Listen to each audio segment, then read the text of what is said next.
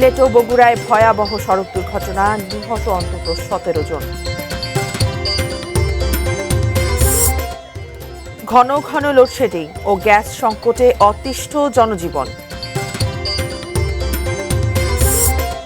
এবং গফরগাঁওয়ে ট্রেনের বগি লাইনচ্যুত, ঢাকা ময়মনসিংহ রুটে ট্রেন চলাচল বন্ধ।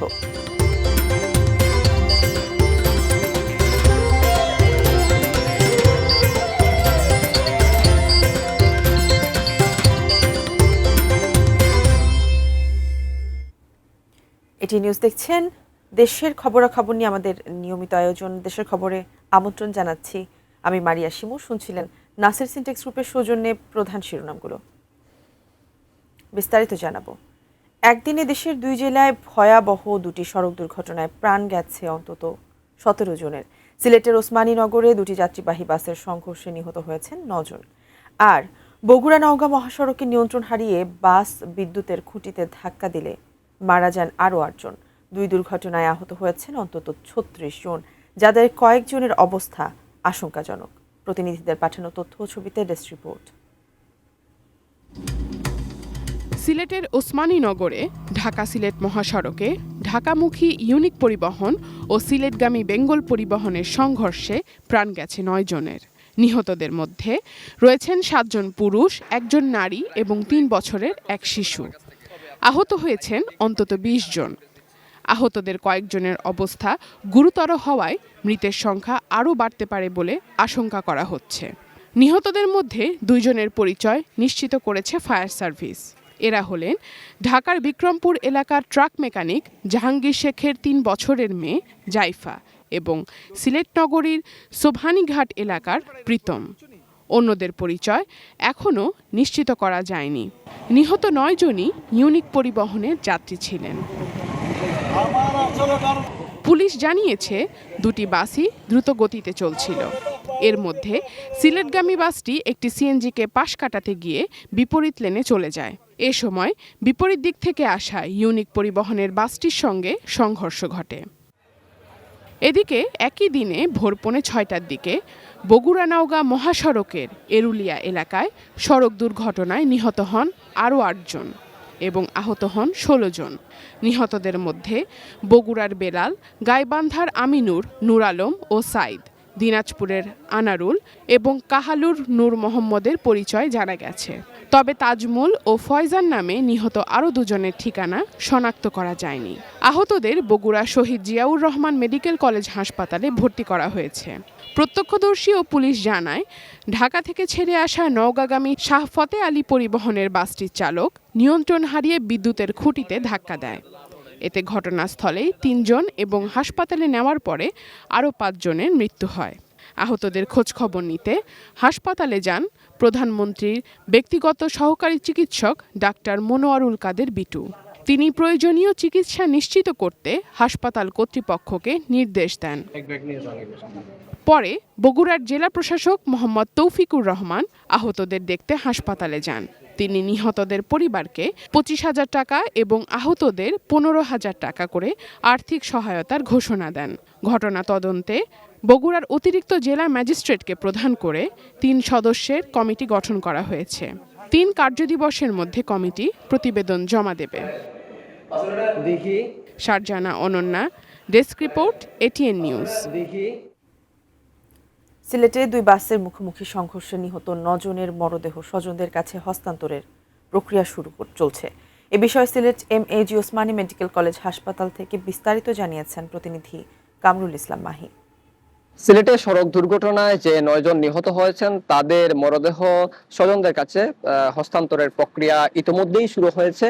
আমরা যতটুকু জানতে পেরেছি যে 5 জনের পরিচয় শনাক্ত হবার পর তাদের স্বজনদের কাছে লাশগুলো হস্তান্তর করা হচ্ছে। হাইওয়ে পুলিশ এবং সংশ্লিষ্টদের সঙ্গে কথা বলছিলাম। বেঙ্গল পরিবহন এবং ইউনিক পরিবহন এই 2টি বাসের মধ্যে সংঘর্ষ হয়।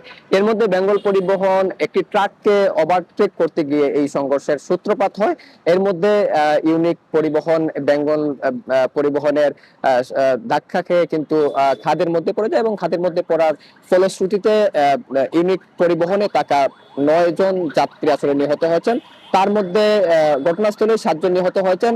তার পরবর্তীতে ওসমানী মেডিকেল কলেজ হাসপাতালে আনার পরে আরো 2 জন নিহত হয়েছেন। এর মধ্যে একজন নারী এবং আরো একজন শিশু রয়েছেন বলে পুলিশ আমাদেরকে জানিয়েছেন। পাশাপাশি এমএজি ওসমানী মেডিকেল কলেজ হাসপাতালের পরিচালক আমাদেরকে জানিয়েছেন যে 16 জন তার এখানে আহত অবস্থায় চিকিৎসা নিচ্ছেন। এর মধ্যে 3 থেকে 4 জন সংকটাপন্ন অবস্থায় রয়েছেন। তাদেরকে সুচিকিৎসা চালিয়ে যাচ্ছেন তারা আপ্রাণভাবে। তো সিলেটে প্রতি বছর প্রতি মাসেই যে সড়কে এতগুলো লাশের গুনতে হয় সিলেটবাসীকে, তার ফলে কিন্তু সিলেটবাসী এই ঘটনার পরেই কিন্তু আওয়াজ তুলছেন। তারা বলছেন যে সড়কে শৃঙ্খলা ফিরানো, চালকদের বেপরোয়া গতি এইসব মনিটরিং করার জন্য যথাযথ কর্তৃপক্ষ যারা রয়েছেন তাদেরকে সোচ্চার ভূমিকা পালন করার আহ্বান জানিয়েছেন। তো এই ছিল এমএজি ওসমানী মেডিকেল কলেজ হাসপাতাল থেকে আমার কাছে সর্বশেষ। দেশজুড়ে বিদ্যুৎ ও গ্যাস সংকট যেন নতুন করে জনদুর্ভোগের কারণ হয়ে দাঁড়িয়েছে। রাজধানীর পাশের সাভার থেকে মুন্সিগঞ্জ বা নারায়ণগঞ্জ সবখানেই একই চিত্র। রান্না, পরিবহন শিল্প, উৎপাদন থেকে শুরু করে দৈনন্দিন জীবনযাত্রার সবখানেই পড়েছে সংকটের প্রভাব। প্রতিনিধিদের পাঠানো তথ্য ছবিতে ডেস্ক রিপোর্ট।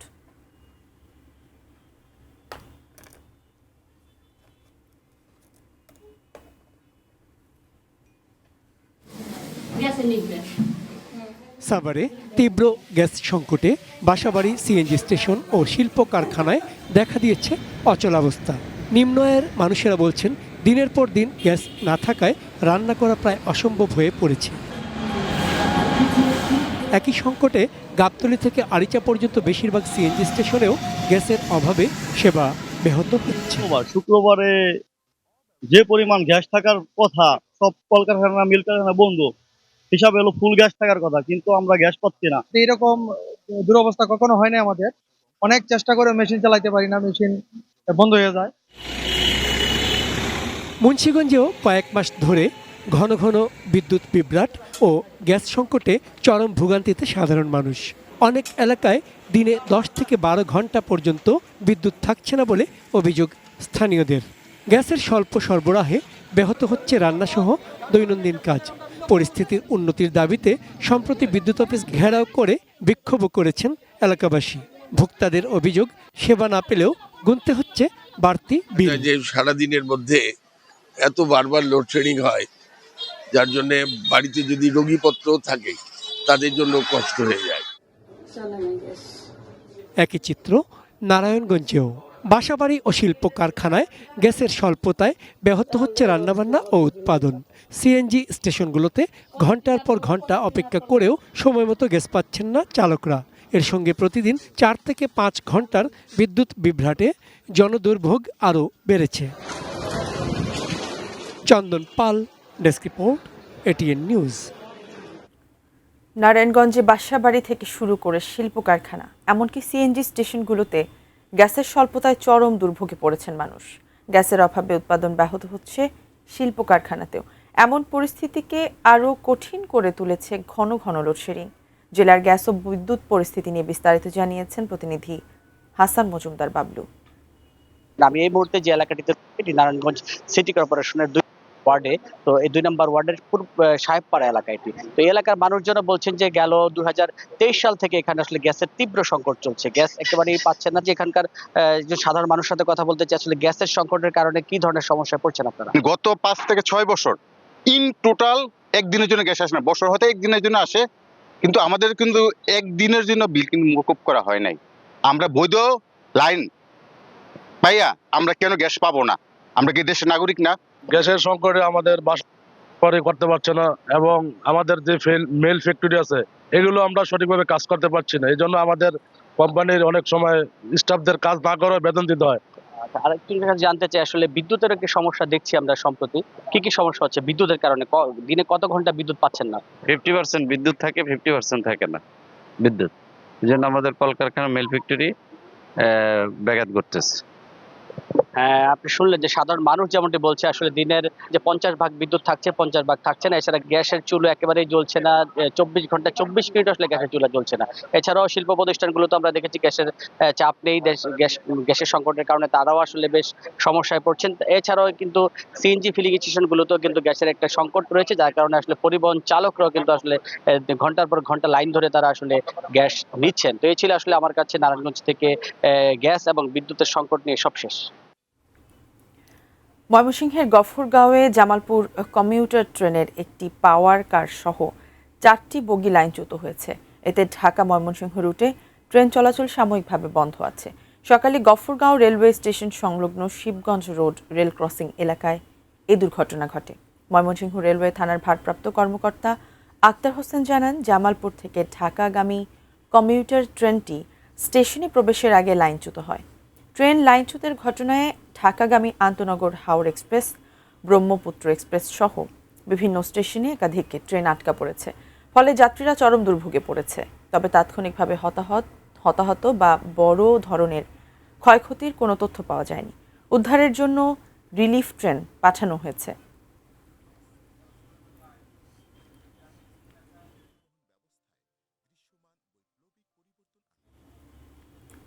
মহেশখালীর এলএনজি টার্মিনালের একটি ইউনিট থেকে গ্যাস সরবরাহ চলছে। জাতীয় গ্রিডে যুক্ত হয়েছে 30 কোটি ঘনফুট গ্যাস। এ বিষয়ে কক্সবাজার থেকে আরও বিস্তারিত জানাবেন আমাদের সঙ্গে যুক্ত হবেন কক্সবাজার প্রতিনিধি অর্পণ বড়ুয়া। অর্পণ, আমাদের জানান, যেহেতু আমরা শুনলাম যে জাতীয় গ্রিডে 30 কোটি ঘনফুট গ্যাস যুক্ত হয়েছে, সেখানে এখন গ্যাসের কি অবস্থা বা যারা গ্যাস নিতে যাচ্ছেন তারা কি বলছেন? বলছিলেন, জাতীয় গ্রিডে আজকে শুক্রবার সকাল থেকে 300 MMCFD বা মিলিয়ন ঘনফুট গ্যাস যুক্ত হয়েছে। যেহেতু আগে থেকেই বলা হচ্ছিল যে দুটি ইউনিট এলএনজি টার্মিনালের দুটি ইউনিটই আসলে কারিগরি ত্রুটির কারণে অকার্যকর হয়ে যায়, যার ফলশ্রুতিতে সারা দেশে মহেশখালীর এলএনজি টার্মিনাল থেকে গ্যাস সরবরাহ বন্ধ হয়ে গিয়েছিল। যার ফলশ্রুতিতে আপনি নিশ্চয়ই জানেন, কক্সবাজার সহ যে সারা বাংলাদেশের বিভিন্ন সিএনজি পেট্রোল পাম্প থেকে শুরু করে মানুষের বাসাবাড়িতেও গ্যাসের চুলো জ্বলছিল না, উনুনে আগুন জ্বলছিল না, এই ধরনের একটি পরিস্থিতি তৈরি হয়েছিল এবং সেই পরিস্থিতি ইতিমধ্যে আসলে দূরীভূত হচ্ছে। গতকাল থেকে আংশিক একটি ইউনিট থেকে গ্যাস সরবরাহ শুরু হলেও আজকে সকাল থেকে গতকাল আরেকটি জাহাজ যুক্ত হওয়ার পর থেকেই কিন্তু আজকে পরিপূর্ণভাবে একটি ইউনিট স্বাভাবিক হয়েছে। সেই খবরটি আমরা ইতিমধ্যেই জানিয়েছি। আমরা এলএনজি টার্মিনালের যারা কর্তৃপক্ষ আছেন তাদের সাথে আমরা কথা বলেছি। তারা জানিয়েছেন, যেহেতু দুইটি ইউনিট সেখানে রয়েছে এবং দুইটি ইউনিটের মাধ্যমে সারা দেশে গ্যাস সঞ্চালন বা সরবরাহ হয়ে থাকে, একটি ইউনিট ইতিমধ্যেই যেহেতু পরিপূর্ণভাবে আসলে সচল হয়েছে বা স্বাভাবিকভাবেই গ্যাস সরবরাহ করছে, আরেকটি যে ইউনিট সেটির কারিগরি ত্রুটির কারণে যে বন্ধ রয়েছে সেটিও আসলে ইতিমধ্যে সংস্কার কাজ চলছে এবং সেটি পরিপূর্ণভাবে ঠিক হতে সময় লাগবে আগামী 10 তারিখ পর্যন্ত। এবং সেটিও যদি পরিপূর্ণভাবে স্বাভাবিক হয়ে যায় তাহলে এখন বর্তমানে যে গ্যাসের সমস্যাটি রয়েছে সারা বাংলাদেশে, সেটি সমস্যাটি দূরীভূত হবে বলে আমরা জানতে পেরেছি। ইতিমধ্যে আসলে আমরা জেনেছি যে গত কয়েকদিন ধরে, বিশেষ করে এক সপ্তাহেরও বেশি সময় ধরেই কক্সবাজার সহ ঢাকা, চট্টগ্রামের বিভিন্ন অঞ্চলের মানুষ একেবারেই দুর্ভোগে রয়েছে। ইতিমধ্যে সেই দুর্ভোগ আসলে দূরীভূত হচ্ছে একটি ইউনিট থেকে গ্যাস সঞ্চালন, গ্যাস সরবরাহ স্বাভাবিক হওয়ার পর থেকে। এটুকুই ছিল এখান থেকে সব শেষ। ধন্যবাদ আপনাকে। দর্শক, গ্যাস সংকট সংক্রান্ত সর্বশেষ কক্সবাজার থেকে আমাদের জানাচ্ছিলেন আমাদের প্রতিনিধি অর্পণ বড়ুয়া। দেশের খবর এই পর্যায়ে নিচ্ছে একটি বিরতির পর আরও যা থাকছে।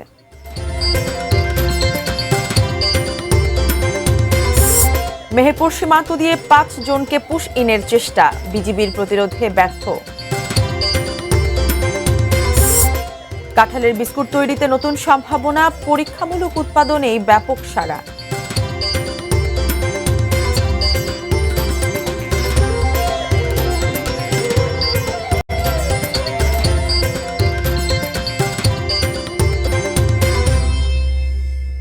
বিরতির পর আবার আমন্ত্রণ, দেখছেন দেশের খবর। মেহেরপুরের গাংনী উপজেলার ধলা সীমান্ত দিয়ে 5 জনকে বাংলাদেশে পুশিনের চেষ্টা করেছে ভারতীয় সীমান্তরক্ষী বাহিনী বিএসএফ। তবে বিজিবির তাৎক্ষণিক প্রতিরোধে সেই চেষ্টা ব্যর্থ হয়েছে। কুষ্টিয়া ব্যাটালিয়ন 47-এর অধিনায়ক লেফটেন্যান্ট কর্নেল রাশেদ কামাল রনি জানায়, ভোর 4টার দিকে ধলা সীমান্তের বিপরীতে ভারতের অভ্যন্তরে ধলা মাঠ এলাকা দিয়ে 4 জন পুরুষ ও 1 জন নারীকে বাংলাদেশে পাঠানোর চেষ্টা চালায় বিএসএফ। বিজিবির কঠোর অবস্থানের কারণে পুশ ইনের চেষ্টা সফল হয়নি। ধলা বিজিবি ক্যাম্পের কমান্ডার নায়েক সুবেদার নিজামুদ্দিন শিকদার জানান, সীমান্তে অতিরিক্ত সতর্কতা জোরদার করা হয়েছে এবং কোনো অবস্থাতেই অবৈধ পুশিন করতে দেয়া হবে না। এদিকে স্থানীয়দের দাবি, যাদের পুশিনের চেষ্টা করা হয়েছিল তারা এখনও সীমান্তের কাঁটাতারের কাছাকাছি অবস্থান করছেন। পরিস্থিতি পর্যবেক্ষণে বিজিবি সদস্যরা টহল জোরদার করেছেন। স্থানীয় গ্রামবাসীরাও সীমান্তে সতর্ক অবস্থানে রয়েছেন।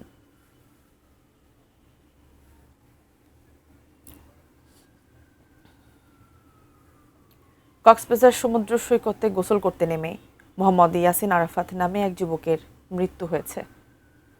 শুক্রবার বেলা 11টার দিকে সৈকতের সুগন্ধা পয়েন্টে এই দুর্ঘটনা ঘটে। নিহত ইয়াসিন আরাফাত কক্সবাজার শহরের পেশকারপাড়া এলাকার বাসিন্দা।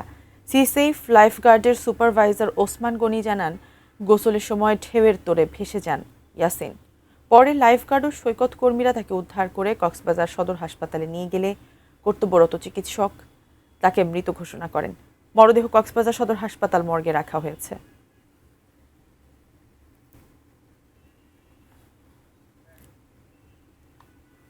সংবাদে আবারও সময় হলো একটি বিরতির, সঙ্গেই থাকুন।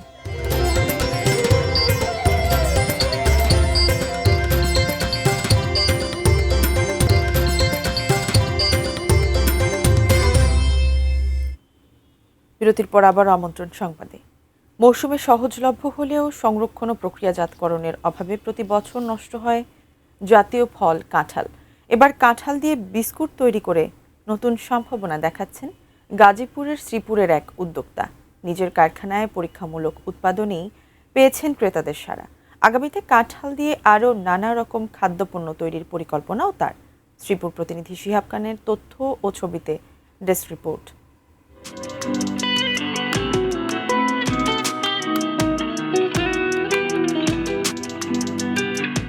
বিদেশ ভ্রমণ আব্দুস সাত্তারের শখ। গত বছর চীন সফরে গিয়ে কাঁঠাল দিয়ে তৈরি নানা ধরনের খাদ্যপণ্য দেখেন। সেখান থেকেই জন্ম নেয় নতুন ভাবনা। দেশে ফিরে জাতীয় ফলটিকে প্রক্রিয়াজাত করে বিস্কুট তৈরি করেন তিনি। এই বিস্কুটে প্রায় 20% কাঁঠালের পাল্প ব্যবহার করা হচ্ছে, ফলে এতে মিলছে কাঁঠালের আলাদা স্বাদ ও ঘ্রাণ। বাটার, ডিম, দুধ, ঘি, কাঁঠালের রস ব্লেন্ডার করে পরে আমরা মেশিনে মিক্সার করে বিস্কুট সংগ্রহ করি। কাঁঠালের বিস্কুট বানা মানুষের কাছে শুনছি যে এটা অনেক সুস্বাদ। শুনছি কাঁঠালের বিস্কিট এখানে বানায়, তা দেখতে আসছে এবং নিতেও আসছে। গাজীপুরের শ্রীপুর উপজেলার বৈরাগীর চালা গ্রামে নিজের কারখানায় কাঁঠাল দিয়ে বিস্কুট তৈরি করছেন আব্দুস সাত্তার। 800 গ্রাম ওজনের বিস্কুটের প্যাকেট বিক্রি হচ্ছে 750 টাকায়। অনলাইন ও অফলাইন দুই ছাড়া পাচ্ছেন। আগামীতে কাঁঠালের বিভিন্ন ধরনের খাদ্যপণ্য বাজারে আনার পরিকল্পনা করছেন তিনি। আমাদের কাঁঠালের গুড় কিভাবে তৈরি করা যায়, কাঁঠালের চিপস, তারপর আরো অন্য কাঁঠালের আচার আছে, আরো বিভিন্ন প্রকার আইটেম কাঁঠাল দিয়ে করার জন্য এটা আমার গবেষণা চলমান আছে আর কি। এটা ইনশাল্লাহ সামনে আরো ব্যাপকভাবে কাঁঠাল নিয়ে কাজ করবো ইনশাল্লাহ। এই মৌসুমে শ্রীপুর উপজেলায় প্রায় 60,000 মেট্রিক টন কাঁঠাল উৎপাদন হয়েছে। প্রক্রিয়াজাতকরণ ও সংরক্ষণ ব্যবস্থা না থাকায় নষ্ট হয় প্রচুর কাঁঠাল। বিশেষজ্ঞরা বলছেন, কাঁঠাল থেকে বেকারি পণ্য উৎপাদন হলে পুষ্টির চাহিদা যেমন মিটবে, লোকসানের হাত থেকে বাঁচবে কৃষক পরিবারগুলো। বেকারি প্রোডাক্টসে আমরা কাঁঠালকে আমরা যুক্ত করতে আমরা সক্ষম হব এবং এর ফলে আমাদের পুষ্টির যে একটা নিরাপত্তা সেখানে একটা বড় ভূমিকা রাখবে বলে আমরা দৃঢ়ভাবে বিশ্বাস করি এবং এই শিল্প সমৃদ্ধ হবে। বিভিন্ন পরিকল্পনা তৈরি করছি যাতে আমরা এই ধরনের উদ্যোক্তাদেরকে আর্থিকভাবে সহযোগিতা করতে পারি এবং কারিগরি সহযোগিতা নিয়মিত করে যাচ্ছি। বিভিন্ন ধরনের যন্ত্রপাতি যেন আমরা তাদেরকে সাপ্লাই দিতে পারি সেই বিষয়ে আমরা পরিকল্পনা নিচ্ছি। Shahidul Rana, desk report, ATN news. এই বর্ষায় সারা দেশে কাঁচা মরিচের দাম অস্বাভাবিক। 400 টাকা পর্যন্ত ছুঁয়েছিল 1 কেজি কাঁচামরিচের দাম। প্রতি বর্ষাতেই দেখা দেয় এই সংকট। বর্ষা মৌসুমে কাঁচামরিচ সংকট কাটাতে রোগ সহনশীল জাত, উঁচু বেড ও নালাভিত্তিক চাষাবাদের পরামর্শ দিচ্ছেন কৃষি বিশেষজ্ঞরা। কুড়িগ্রাম থেকে মনোয়ার হোসেন লিটনের পাঠানো তথ্য ছবিতে ডেস্ক রিপোর্ট। কাঁচামরিচের বাজারে আগুন। কুড়িগ্রাম জেলার হাট বাজারেও একই পরিস্থিতি। উচ্চ মূল্যে নিত্য প্রয়োজনীয় পণ্যটি কিনতে হিমশিম অবস্থা সাধারণ মানুষের। চাপ পড়ছে সংসারের বাজেটে। অতিবৃষ্টি এবং অতি খরা দুটোর মাঝে পড়ে আমাদের এখন অনেক ক্ষতিগ্রস্তর মাঝে আসি। যে জমিতে 10 মণ উঠতো সে জমিতে 2 মণ ওঠে না। জেলার বিভিন্ন কৃষি প্রধান এলাকা ঘুরে দেখা গেছে, একসময় যেখানকার বিস্তীর্ণ জমিতে মরিচ চাষ হতো সেখানে এখন খেতি প্রায় নেই। কৃষকরা জানান, কয়েকদিনের টানা বৃষ্টিতে রোগবালাইয়ের আক্রমণ বেড়ে যায়। তারই মাঝে খরায় শুকিয়ে মরে যায় গাছ। সার, কীটনাশক ও বাড়তি শ্রমিক দিয়েও কাঙ্ক্ষিত ফলন মিলছে না। যেখানে 1 একর জমিতে 10 থেকে 12 মণ মরিচ উৎপাদন হতো সেখানে এখন 2 মণও পাওয়া কঠিন। দাম থাকলে তো হবে না, খেতে যে ফল না আসে, দাম থাকলে লাভ আছে। আগামীতে আর মরিচ করব না। সারাদিন আগে আমরা যেমন মরিচ ছিটতাম 35 কেজি অথবা 40 কেজি, এখন মরিচ উৎপাদন কম হওয়ায় 15 থেকে 20 কেজিও আমরা মরিচ তুলতে পারছি না। কৃষি বিশেষজ্ঞদের মতে বর্ষা মৌসুমে উঁচু বেডে চাষ, জমি থেকে দ্রুত পানি নিষ্কাশনের ব্যবস্থা এবং রোগ সহনশীল জাত চাষ করলে সংকট অনেকটাই কাটিয়ে ওঠা সম্ভব। বাড়িতে যারা বিভিন্নভাবে মশলা সবজি চাষ করে তাদেরকে আমরা বস্তায় মরিচ চাষের পরামর্শ দিচ্ছি। তাছাড়া সরকার যাতে মরিচের কোনো ঘাটতি না হয় এই জন্য কৃষকদেরকে হাইব্রিড মরিচের বীজ এবং সার সরবরাহ করছে। বাজার নিয়ন্ত্রণে এরই মাঝে ভারত থেকে কাঁচামরিচ আমদানি করতে শুরু করেছে সরকার। চন্দন পাল, ডেস্ক রিপোর্ট, এটিএন নিউজ। সংবাদ শেষ করব, তবে তার আগে নাসির সিনটেক্স গ্রুপের সৌজন্যে শিরোনামগুলো আরও একবার। সিলেট ও বগুড়ায় ভয়াবহ সড়ক দুর্ঘটনা, নিহত অন্তত 17। ঘন ঘন লোডশেডিং ও গ্যাস সংকটে অতিষ্ঠ জনজীবন। প্রায় 6 ঘন্টা পর স্বাভাবিক হলো ঢাকা ময়মনসিংহ রুটে ট্রেন চলাচল। মেহেরপুর সীমান্ত দিয়ে 5 জনকে পুশ ইনের চেষ্টা, বিজিবির প্রতিরোধে ব্যর্থ।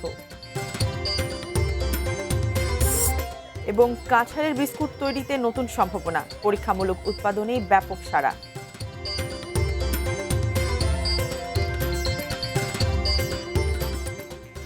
দর্শক, এই ছিল দেশের খবরের সর্বশেষ। এতক্ষণ আমাদের সঙ্গে থাকার জন্য ধন্যবাদ।